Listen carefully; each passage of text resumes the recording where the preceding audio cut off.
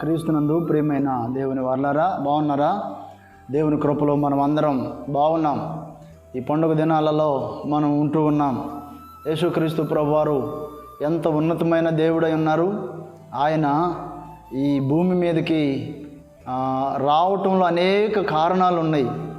ఆయన భూమి మీదకి వచ్చిన కారణము చేత క్రిస్మస్ అనే పండుగ ప్రపంచం అంతా కూడా జరుపుకుంటున్నారు కదా. ఈ లోకంలో మహాత్ములు, మహనీయులు, గొప్పవారు, విద్యావంతులు అనేకులు కూడా జన్మించి ఉన్నారు. అయితే వారి అందరిలో కన్నా ప్రత్యేకమైన జననం యేసుక్రీస్తు ప్రభు వారిది.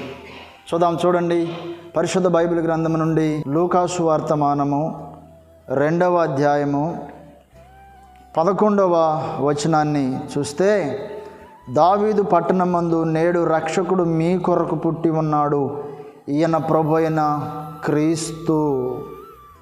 ఏమండి, మన కొరకు జన్మించిన క్రీస్తు, నీ కొరకు జన్మించిన క్రీస్తు, నా కొరకు జన్మించిన క్రీస్తు, మనందరి కొరకు జన్మించిన క్రీస్తు.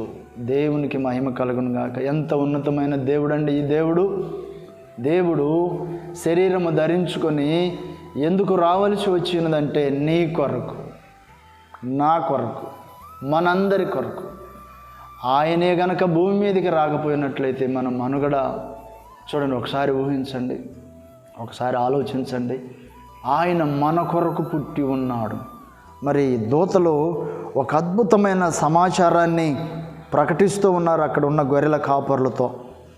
మరి అక్కడున్న గొర్రెల కాపరులతో ఒక అద్భుతమైన సమాచారాన్ని ప్రకటిస్తూ, మీ కొరకు కొంతమంది నా కొరకు ఎవరైనా ఏదైనా చేస్తారా, నా కొరకు ఏదైనా మరి చూస్తారా, నాకు ఎవరైనా సహాయం చేస్తారా, ఇలాగా వారి కొరకు వారు ఎన్నో ఎదురుచూపులతో ఉంటారు. ఎంతగానో మనుషుల ఎదుట ప్రాధేయపడినట్లుగా తలస్తా కనబడతా ఉంటారు. మరి ఆయన నీ కొరకు పుట్టి ఉన్నాడనే సంగతిని ఎప్పుడన్నా ఆలోచించావా, గ్రహించావా, ఊహించావా? ఆయన కొరకు కాదు భూమి మీదకి వచ్చి ఉన్నారు, ఆయన నీ కొరకు, ఆయన మనందరి కొరకు, మీ కొరకు రక్షకుడు ఈ భూమి మీదకి వచ్చి ఉన్నారు. ఎంత అద్భుతమైన సువార్త అండి. రక్షకుడు అనగానే ఒక విషయం మనకు అర్థం కావాలి. రక్షకుడు అని ఎప్పుడు అంటూ ఉన్నారు? ఏదో ఒక ప్రమాదం పొంచి ఉన్నప్పుడు రక్షకుడు కావాలి, రక్షకుడు రావాలి. ఇప్పుడు ఆయా చోట్ల పోలీస్ స్టేషన్ల ముందండి రక్షక భట నిలయం అని ఉంటారు కదా, రక్షక భటులు అంటారు. ఏదైనా మనుషులకు సహాయం చేయటానికి, మనుషులకు సహాయపడటానికి రక్షకులుగా వారు వెంటనే ఆ ప్రమాదం జరిగిన చోటుకి, అక్కడున్న భయానకమైన పరిస్థితుల్లోనికి వెంటనే పోలీసు వారు వచ్చి వారి యొక్క ఆ విధిని నిర్వర్తిస్తూ ఉంటారు. రక్షకుడు నీ కొరకు పుట్టి ఉన్నాడు అంటే గొప్ప ప్రమాదం పొంచి ఉన్నది, గొప్ప ప్రమాదం ముంచుకొస్తూ ఉన్నది. అందుకని లోకానికి రక్షకుడు కావాలి. లోకం అంటే ఎవరు? మనుషులే కదా. మనుషులందరికీ మనుషులలో ఒకడు నువ్వు కదా, ఒక ఆమె నువ్వు కదా, ఒకరు మనం కదా. మనందరి కొరకు రక్షకుడు కావలసి వచ్చింది. దేవాతి దేవుడు రక్షకుడుగా ఈ భూమి మీద మన కొరకు జన్మించి ఉన్నారండి. ఎంత అద్భుతమైన సత్యం. ఏమండి, సత్యము మనలను స్వతంత్రులుగా చేయుచున్నది. సత్యము మనలను స్వతంత్రులుగా చేయుచున్నది. సత్యమునకు చెవి ఒగ్గాలి.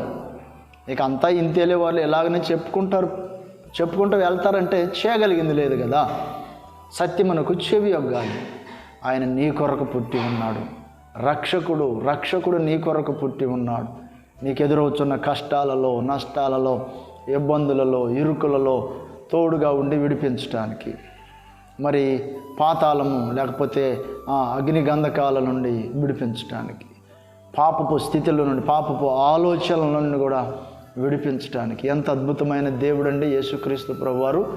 నీ కొరకు, మనందరి కొరకు రక్షకుడు భూమి మీదకి వచ్చిన దినమయే క్రిస్మస్. మరి మన సోదరులు, మన పెద్దలు ఈ క్రిస్మస్ పండుగ నెల అంతట్లో కూడా క్రిస్మస్ సందేశాలు ఇస్తూ ఉంటారు. ఎవరు చెప్పినా ఈ మాట ఎప్పుడన్నా నువ్వు గ్రహించావా, వింటూ ఉన్నావా? నా కొరకు, నా కుటుంబం కొరకు రక్షకుడు వచ్చి ఉన్నాడనే సత్యాన్ని ఎరిగి ఉన్నావా? అయితే కనుక ఓకే.